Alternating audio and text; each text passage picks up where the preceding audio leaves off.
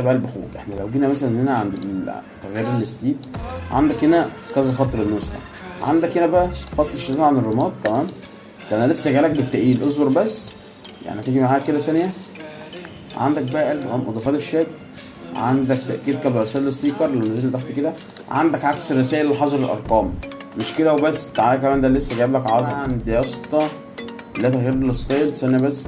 عندك شكل الوجع، لو دوسنا عليها كده واخترنا مثلا الستايل التالت ورجعنا ودخلنا على النسخة، تمام زي ما انت شايف كده، ده شكل اهو. في اشكال تانية، وانت ممكن تحط صورة على فكرة في الخلفية، يعني مثلا ده اوريك. تمام اهو تغيير الصورة. لو اخترنا مثلا الرابعة ورجعنا كده ودخلنا على النسخة، زي ما انت شايف كده بتختار من الصور اللي راقدة، بتختار كذا صورة عامة. يعني فكرة صورة انت بتختار منها من اللي هم راقدين. تمام، ولسه في فيديوهات وحاجات تانية عظمة. تمام، زي ما انت شايف كده اضافة ايقونة تظهر من الحساب وعكس الرسائل والحاجات دي كلها. طيب تعالى هنا بقى تاني. عندك بعد كده بقى زي ما انت شايف مجموعة الارشيف. تمام، اعمل استنساخ للمجموعة، ممكن تعمل استنساخ للمجموعة، تغير رقمك في البروفايل هنا، لو ممكن تغير رقمك زي صاحبك وكده. ابعت وعدل رسايلك، دي الرسايل اللي فيك وكده. اعمل رومات قديمة، ممكن تعمل رومات 2012 علبة اخوك. انا بقولك جايلك نسخة عظمة، حظر ارقام الواتساب. تعالى بقى هنا شوف العظمة بقى. هنا مثلا بنختار كود واحد، هنا بيجيب لك كود او كود اتنين او كود تلاتة او كود اربعة. عندك اربع اكواد بتحط له، انا بتحطه. تبدا تعمل مسطرة كده، بتكتب الرقم بتاع الشخص اللي انت عايز تعزله، وبعد كده بتبعت للجيميل. تمام، بعد كده ارسال للجيميل وكده. عايز تبعت بتبعت. تمام تمام. ولسه في حاجات عظمه عندك هنا بظرف فيها رسائل باخوك، افضل كونكتد وكده، عدم التأنيك وعدم التأنيك من فيروسات اي نسخه زي ما انت شايف كده، وعدم التأنيك من قطع نت كمان. يعني انا جايب لك النهارده عظمه. تابع الفيديو عشان مفيدك كتير والله. تابع اخويا، دي فيديو جديد ونسخه واتساب جديده، يا رب تكونوا بخير. صلوا على النبي عليه الصلاه والسلام. ما تنسوش اللايك والاشتراك والشير بتاعكم. يا رب الفيديو عجبكم، وعايز كده قلب اخوك، متنسوش الكومنت. يلا بقى على الفيديو. طب اخواتي النسخه تكون بالشكل ده. تمام، النسخه تكون معانا بالشكل ده كده. نبدأ نخش على النسخة، تفتح معانا بالشكل ده. عندنا هنا الفانزات، عندنا الستيت، عندنا الصداع ده اللي هو لما حد يرن عليك وكده. عندنا هنا قلب اخوك لو عايز تضيف ستوري وكده من هنا. تمام، ثانية بس انا عايز ايه بس.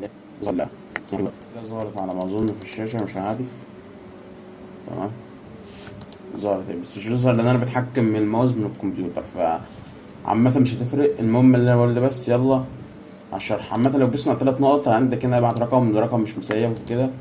تمام، ممكن تبعت هنا رقم مش مسيف، نبدأ نكتب أي رقم، نكتب مسج، يفتح معانا الشات بالشكل العظمة ده. عندك كذا شكل في الشات، ده شكل منهم اهو. ثانية بس أشيل الكيب. وده شكل برضه اهو، وده شكل، وده شكل، وده شكل، وده شكل. خلصانة. طيب أنا بس عشان التليفون بتاعي ميهنكش فهستخدم الشكل ده. عامة عندك هنا الريكورد، النسخة بتسجل ريكورد عادي اهو. جميل. عندنا هنا لو دوسنا على 3 نقط، عندك بقى قلب اخوك، عندك الويب بيبر، دي اللي هو لو عايز تغير شكل النسخة. تمام، عايز تغير شكل الشات وكده. تمام، بعد كده عندنا الايموجي، هيكون شكل الايفون زي ما انت شايف. تمام. طيب في ناس بقى يا اسطى بتسألني بتقول لي يا اسطى احنا النسخ ما بنلاقيش فيها تذكر، احنا عايزين تذكر. تمام. طيب التذكر ده بتلاقوه فين؟ هتيجوا هنا بعد كده تدوسوا على علامة القلب دي. عندك هنا في الايموجي تحت في 3 المفترض، في واحدة بتبقى رابعة اهي، هنبدأ نضغط عليها. ده التذكر يا قلب اخوك. يعني انت مثلا لو جيت عملت كده تعداد الكل وكتبنا كيمو الحاكم. تمام، جينا عملنا ال30 زي ما هي ودوسنا كده، هتلاقي بيبعت اهو زي ما انت شايف. تمام، فحاجة عظمة يعني. بس مش عارف ما بعتش ال30 كلهم ليه، بس قشطة. اهم حاجة ان هو الستيت هنا او التذكر هنا عامة. طيب لو دوسنا على 3 نقط تاني، عندك رستر النسخات، اعمل روم جديد، اعمل بي سي، افتح ويب روش رسائل مميزة، فعل وضع الطيران، اعدادات السحاب وكده. تمام. لو جينا بقى على قلب اخوك على ال3 نقط، بعد كده جاي على اعدادات النسخة، تظهر معانا بالشكل ده. النسخة هتعتبر كلها معربة، مفيش حاجة فيها انجليزي وكده زي ما انت شايف، غير حاجات بسيطة بس. عندنا ده شكل الاعدادات من جوه. عندنا لو دوسنا على اللي هي الاباط وكده، هتلاقي الاباط زي ما انت شايف بالشكل ده. النسخة مبنية على آخر إصدار جنب المتجر، النسخة دي جنب المتجر مش مكان المتجر. لو دوسنا على 3 نقط بعد كده الإضافات بقى، عندك بقى هنا الخصوصية يا أخويا. عندك إخفاء آخر ظهور، تعطيل إعادة التوجيه، المكالمات الخصوصية، تمام. اخفاء مشاهدة الستوري، منع حذف الستيد، اخفاء زر على اخفاء الزرار على الشاشة، عرض المرة واحدة، منع حذف رسائل، اظهار ساعتين الزرق بعد الرد، جدر الاتصال، اعمل باسورد للنسخة. ماشي. لو جينا طلعنا كده عندك بقى جودة الصورة، هنا لو طبعت الصورة بجودة عالية او الفيديو حجم اكبر من 16 ميجا او الريكورد، او حول الريكورد للكتابة. تمام. يعني انت لو اتكلمت دي لو فعلتها يا اسطى واتكلمت في ريكورد بيتحول كتابة من غير ما تكتب وكده. خلصانة. طيب عندك بعد كده تغيير الستيل. تغيير الستيل ده اللي هو عندك ستايل خط النسخة، ده كده كذا خط للنسخة اهو زي ما انت شايف، لو عايز تضيف كذا خط للنسخة. تمام. عندك خطوط ايفون وكله زي ما انت شايف، عندك الخط الموحد بالشات، هنا ده خطوط برضو للشات وكده، عندك 3 هم او 4 عامة. بعد كده عندنا ستايل اشكال الواجهة، عندك 4 برضو. بعد كده عندنا تغيير صورة الوجه في الشاشة، بعد كده تغيير صورة الواجهة في الشاشة، دي الصورة بتاع الواجهة. تمام. يعني مثلا لو دوسنا كده ودوسنا رقم 2 ورجعنا ودخلنا على النسخة تاني زي ما انت شايف كده، ده كده شكل الواجهة اهو. تمام. طبعا انت بتختار بقى الاشكال اللي انت عايزها. تمام. وبتختار زي ما انت عايز، فمحدش يقدر يجبرك على كده. ماشي. عندنا بعد كده اضافات الشتات، عندك تعطيل حالة الاتصال، اظهار من عمل لك تفاعل ومن ازالة تفاعل، تأكيد ارسال الملصقات، اظهار علامتين الادمن، تعطيل رد الفعل تعطيل رد فعل اللي هو النقرتين وكده، عكس الرسائل اللي حذر الارقام، دي لو فعلتها قلب اخوك بتحظر الرسائل عشان تحظر الارقام وكده. تمام. تغيير ايموجي الرد على الرسائل. ماشي. عرض الرسائل السريعة، موقف الاتصال السريع. خلصانة.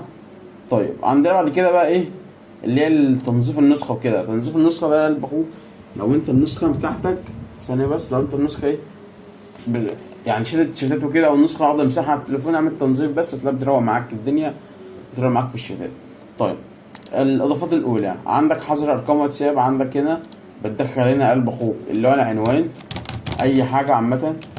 تمام. ثانية. وبعد كده بتدخل هنا الموضوع، وبعد كده بتحط هنا الجيميل، بتبعت على هنا الجيميل. تمام. وعندك كذا كود، يعني انت مثلا بتدخل هنا وعندك الكود ده مثلا اهو، والكود ده والكود ده والكود ده. يعني انت مثلا دلوقتي احنا لو جينا طلعنا ودخلنا تاني وعملنا كذا كده او كده او كده، زي ما انت شايف عندك كود اول، كود تاني، كود تالت، كود رابع. طيب بعد كده هنيجي هنا ونروح كاتبين الرقم بتاع الشخص هنا، وبعد كده ندوس ابعت للجيميل، بتختار الجيميل وتبعت له هناك. خلصانه. طيب بعد كده اظهار الكل، تعديل الكل، علق الشتات، هنا لو عايز تعلق الشتات وكده. تمام. احذف رسائل اي شخص، جميع المنشورات عندك عدسه مكبره، مجموعه الارشيف كل وصول للمعدل، غير رقمك يا روج، لو دوست هنا تقدر تغير رقمك لاي رقم. تمام. بس مع اعضاء المجموعه هنا بتنشيط، وفي كل مره تقوم فيها بتمييز الرسائل. عامه دي لو فعلت بس مع المجموعه، مجموعه الاستنساخ دي لو عملت تنشر كل مره، قم بتنشيط في كل مرة ترسل فيها الرسالة باستخدام الصيغة في المجموعة، ستقوم بالاستنساخ المجموعة. دي بتعمل استنساخ للمجموعة وكده. غير اسمك في النسخة، هنا لو عايز تغير اسمك، تغير رقمك في البروفايل، هنا لو عايز تغير رقمك هناك في البروفايل، يعني مثلا لو رقمك مصري تحوله أمريكي، أو تحوله أي رقم، مثلا رقم صاحبك، عامة مش هتفرق. ابعت معدل الرسائل فيك، دي بتاع تعديل الرسائل فيك وكده. تمام. اعمل رومات قديمة، دي لو فعلتها بتخلي أي روم عندك مثلا 2011 او 2012. تمام. عامة الاضافات التانية دي بقى بتاع النسخ دي بتاع الفيروسات وكده. عندك كونكت فشخ 441، عندك كونكتات زي ما انت شايف كده، دي كلها عدم تهنيج من الكونكتات. تمام. ثانية بس عشان ايه انا بص يعني، معلش ثانية. طيب بعد كده عندك تهنيج، عدم تهنيج من قطع النت. تمام. تهنيج من اي فيروس في النسخة، ما تهنجش من الكراش كول. تمام. تفعيل تعطيل الروابط، ما تهنجش من فيروس الكتالوج. طب انت يعني ليه انا بعدي الحاجات دي بسرعه؟ لان كلمه فيروس في الفيديو كتير، انما ممكن تؤدي انها تقفل الفيديو عامه. يعني احنا اصلا المشاهدات عندنا ضيعه، هنقفل الفيديو. متنساش بقى اللايك والاشتراك بتاعك، لان احنا اقسم بالله تعبنا بجد، يعني مش عايز اقول لك. تمام. انا تعبت حرفيا على ما صورت الفيديو ده، لان انا مش فاضي اصلا، والناس القريبه مني تعرف ان انا مشغول اليومين دول. وبس كده يا اخواتي، لو انت وصلت لحد الدرجه دي متنساش اللايك والاشتراك بتاعك. مع السلامه.